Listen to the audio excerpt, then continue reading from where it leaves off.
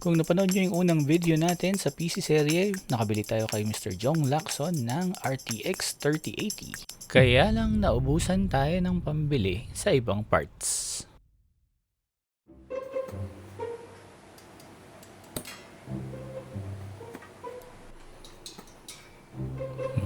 Kawawa naman to. Puro alikabok na. Dapat dito siguro may makakasama. Dito may makakasama na to.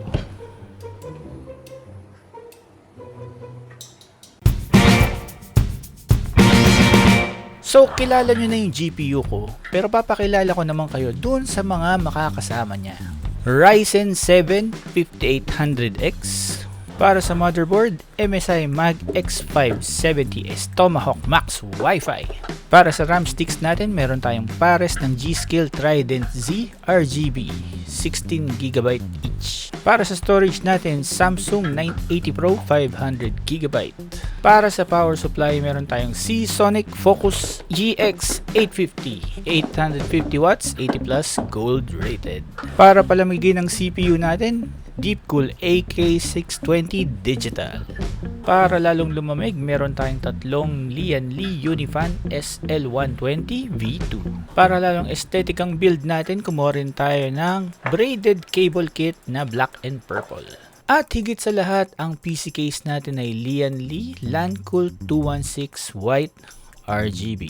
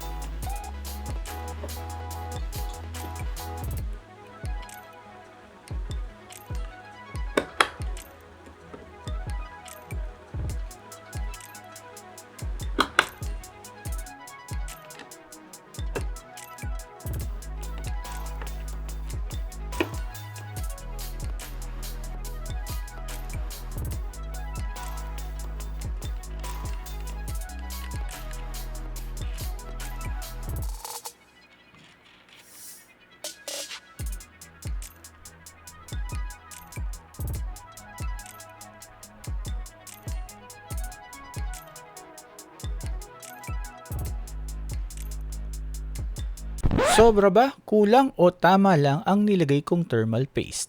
Para bumoto, please press subscribe kung sobra, like kung kulang, at like and subscribe kung tama lang.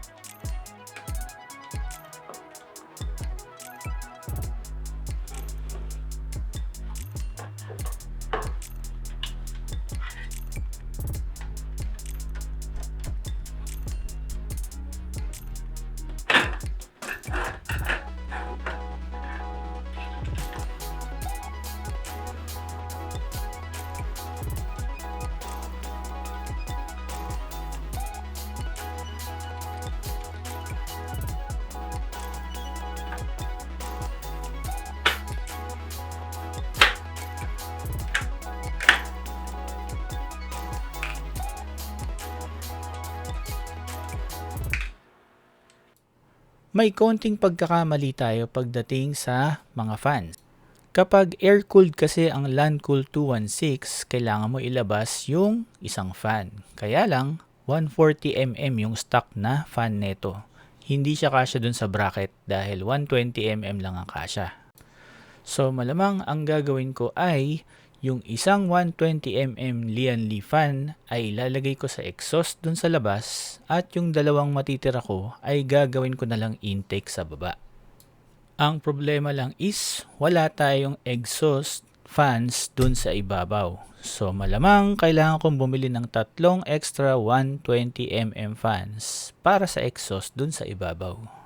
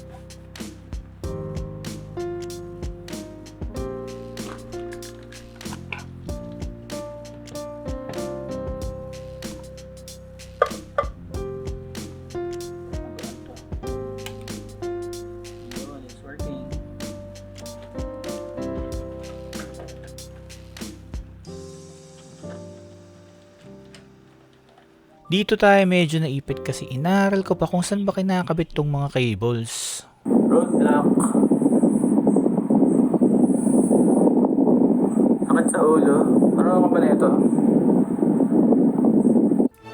Inaabot na tayo ng madaling araw kakanood sa YouTube, kakabasa ng mga manual, paulit-ulit, at sa kasamaang palad, natulog tayo nang hindi tapos ang pagbibuild. 3 days later. Siyempre hindi tayo natapos sa pag-aaral kung saan ba kinakabit ang alin at kung saan ba dapat dumaan itong mga ganito. At eventually, nabuo din natin ang ating PC at inayos din natin ang cable management sa likod. Bukod sa mga videos na napanood ko, ang pinaka nakatulong talaga sa akin ay pagbasa ng bawat manual ng bawat part nitong PC ko. Ngayon, testingin natin kung magpo-post ba ang PC ko.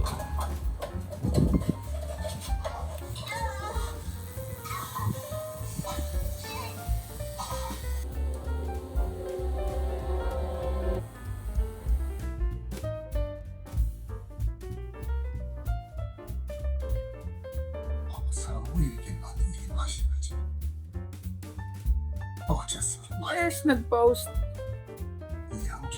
Let's go.